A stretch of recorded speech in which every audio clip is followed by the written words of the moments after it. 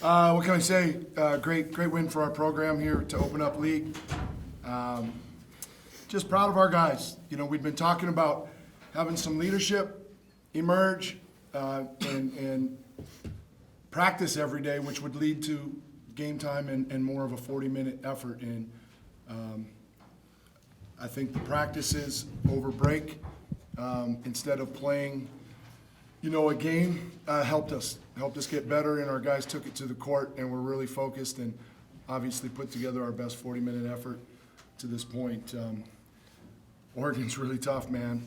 They got a lot of weapons, and Dana's one of the top coaches around, and I'm just proud of our guys for finding a way and then really showing some true character when they came out in the second half and took it to us. We didn't fold. We kind of counterpunched them and then hung in there and were able to put it away. So good effort by our guys across the board, and we're happy for them. We'll enjoy it for a little bit, but then it's on to the next thing. Wayne, were you surprised at the early dominance on the boards? No, it was a big focus, and I tell you, Olaf did a great job, had 7 at halftime. I don't know that he's had 7 in a game. And so he set the tone, and Drew climbed all over the glass. These guys got some big ones in the second half, and we knew they were going to come flying in there in the second stanza there, but our guys did a good job. It wasn't perfect. We had some defensive breakdowns and some mistakes, but we stayed together through it all, and that's how we were able to close it out, because we didn't hang our heads, we didn't fall apart, we stayed together. Wayne, certainly different environment, but did the Beavers maybe learn a little something? Kansas, a great team, you're up by 11 at the half, and you knew Oregon would make a surge, and they never really crept in within 8 or 10, I think. Yeah, well, our problem is we've been a one-half team. Primarily, it's been the second half other than Kansas. And our problem has been, I think, with a lack of multiple leaders out on the court.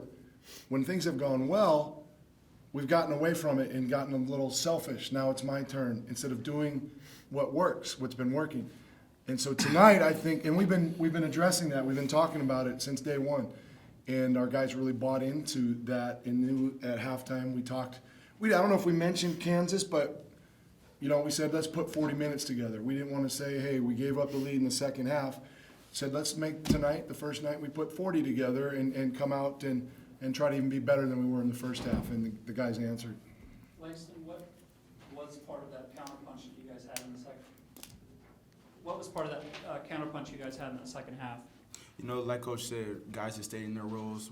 We did what was working, and everybody kind of contributed. So if it was scoring, rebounding, some guys didn't score as much as they usually, but I know GP was slow in the beginning, but he was just trying to give it to people that were hitting, and we just stay in our roles. And the neat thing is, it was different guys there in the second half, and I thought we handled their pressure. And when we got out and made some plays at the rim against their pressure, I think it took a little bit of the wind out of their sails, where they usually turn the game around like that. They did against Alabama before Christmas. Pressure force you into mistakes, and our guys didn't do that. We had some great plays at the rim, and credit to Benson, holy smokes, he took 3 charges, but we wanted to stay aggressive, and we thought we shot too many threes in the first half because we wanted to attack, and Coach Thompson brought it up just after the game. We only took 2 threes in the second half, so we got much more aggressive in attacking the rim, and we were rewarded. We got to the free throw line, and we got some higher percentage shots. And Langston, Coach has talked a lot recently about wanting more from his vets. Did you feel any pressure to kind of step up and be one of those guys that produce a little bit more? Yeah, coaching his staff, they do a great job of putting confidence in me and the vets. So, it wasn't really extra pressure other than it was a Civil War. So I think that was a lot of, it was a lot of me, Gary, and Olaf, and just other vets of, just telling the freshmen, this is a big game and telling them what it's all about. I think we did a good job. Wayne, what's Definitely. the biggest, you mentioned it being the most complete game you guys have played, to maintaining this level kind of with so many games going forward in a short span. Did you say what was the key?